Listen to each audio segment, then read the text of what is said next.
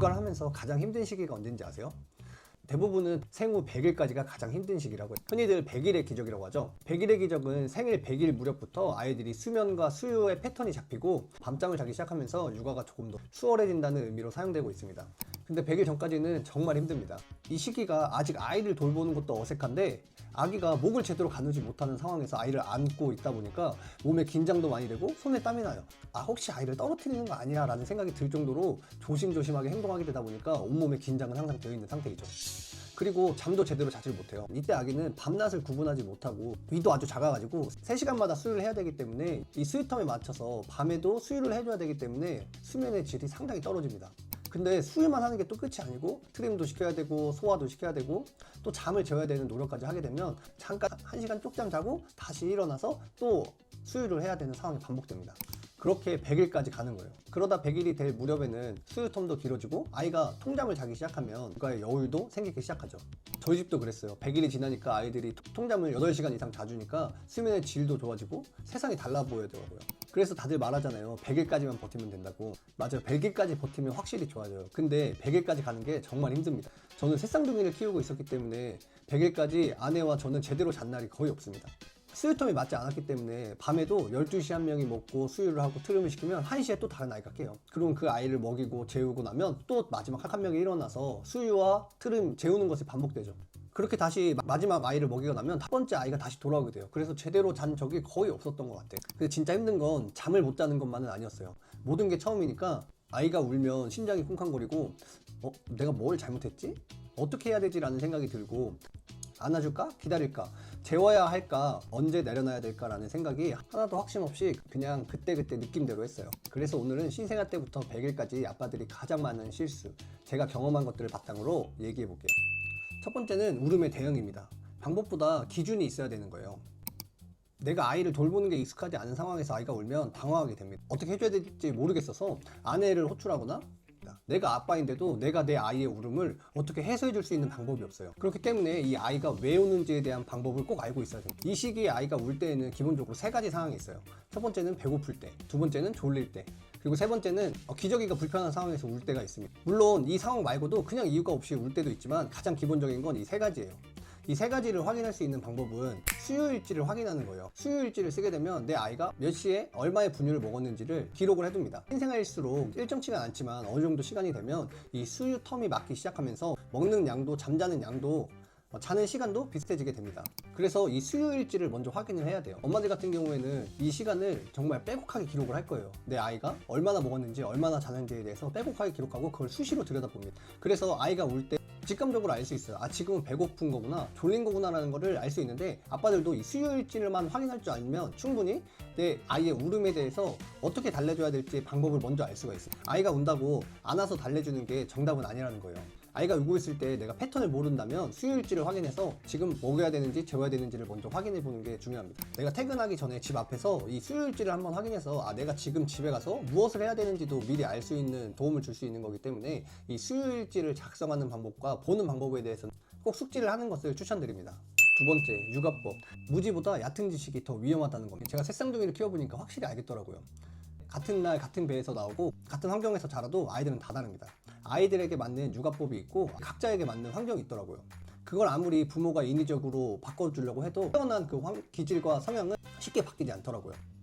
그래서 아무리 좋은 육아법이 있고 돌보는 방법이 있다고 하더라도 내 아이와 우리 가정의 환경이 맞지 않으면 그거는 사용할 수 없는 거예요. 더욱이 아빠들 같은 경우에는 아이와 많은 시간을 함께 하지 못하기 때문에 아이의 성향을 제대로 파악하지 못하는 경우가 많습니다. 그래서 그 기준을 엄마들이 잡는 편이긴 하죠. 근데 누구나 내 아이에게는 더 좋은 걸 해주고 싶은 마음이 들잖아요. 근데 그게 책에서 그리고 유튜브에서 얘기하는 좋은 것들이라고 하더라도 내 아이와 우리 집 환경에 맞지 않을 수도 있어요. 그리고 이 모든 것들은 집에서 아이를 돌보고 있는 엄마가 내 아이에게 맞는 육아 방식을 적용해 가고 있는 거거든요. 그래서 유튜브 한 편 보고 육아책 한 책 더 읽고 이게 맞다라고 생각해서 바로 적용하는 게 제일 위험한 거예요. 엄마는 하루 종일 아이와 같이 있으면서 우리 아이에게 맞는 방법을 찾아낸 거거든요. 그게 바로 엄마의 시스템입니다. 아빠가 해야 되는 건 그 시스템을 건드리는 게 아니라 그 시스템에 따라 제대로 실행을 하는 게 중요한 거예요. 그 시스템을 바꾸는 건 정말 어려운 일이에요.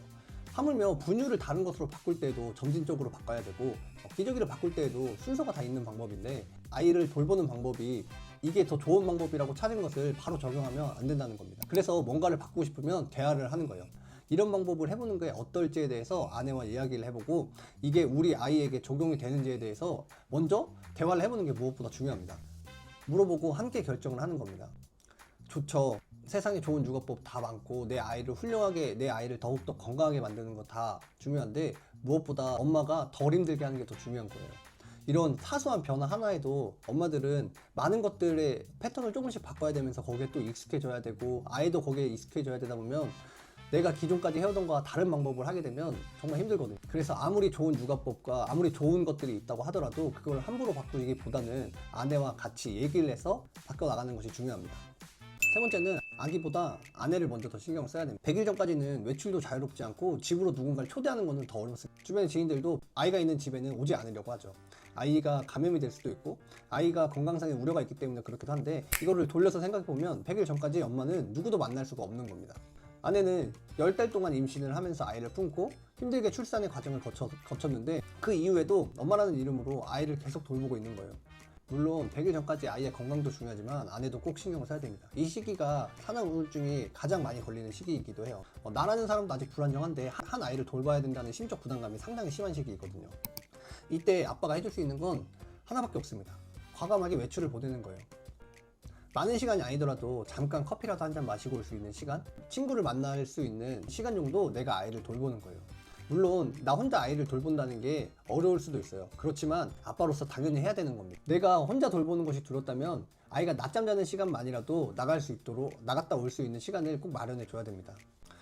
그 시간이 2시간이 됐건 또는 반나절이 됐건 시간은 중요치가 않습니다. 아내가 밖으로 나갔다 왔냐가 더 중요한 거예요. 아이와 잠시라도 떨어져 있다가 돌아온 아내는 이전보다 더 충전된 상태로 아이를 돌볼 수가 있습니다. 집의 분위기도 더 좋아지고 아이를 대하는 엄마의 마음도 더 상냥하게 바뀝니다. 이거를 챙겨줄 수 있는 건 오직 아빠밖에 없습니다. 잊지 말아야 될 거는 아내는 10달 동안 아이를 품었고 출산을 하고 지금까지 아이를 돌보고 있다는 사실을 꼭 잊어서는 안 됩니다. 그 시간을 메워줄 수 있는 건 아빠인 저밖에 없다는 것도 꼭 명심하고 아내가 외출해서 잠시라도 기분을 전환할 수 있는 시간을 꼭 마련해 줘야 됩니다. 그리고 100일의 기적이 오기 전까지의 아빠들은 스케줄 조절도 필요합니다. 이 시기만큼은 야근이나 회식은 최소한으로 하고 취미 활동이나 주말 약속 최소화해야 됩니다. 오늘 신생아 시기 때 미리 알고 있으면 좋은 3가지에 대해서 얘기를 해봤습니다. 아이가 울 때 육아의 방식, 그리고 아이보다 아내를 더 신경 써야 된다는 부분. 이 모든 것의 핵심은 하나입니다. 함께 하는 거예요. 육아는 엄마 혼자 하는 것도 아니고 아빠가 도와주는 것도 절대 아닙니다. 그냥 우리 부부가, 우리 가족이 함께 해 나가는 거예요. 그러면 육아에서 가장 힘든 시기라고 하는 100일도 슬기롭게 극복할 수 있고 이 100일의 기적이 꼭 아이와의 변화에만 초점을 두지 말고 우리 가족이 엄마 아빠로서 한층 더 발전되는 시기가 되기를 기원합니다. 오늘의 이야기는 여기까지입니다. 오늘의 내용이 도움이 되셨다면 구독과 좋아요 부탁드리겠습니다. 감사합니다.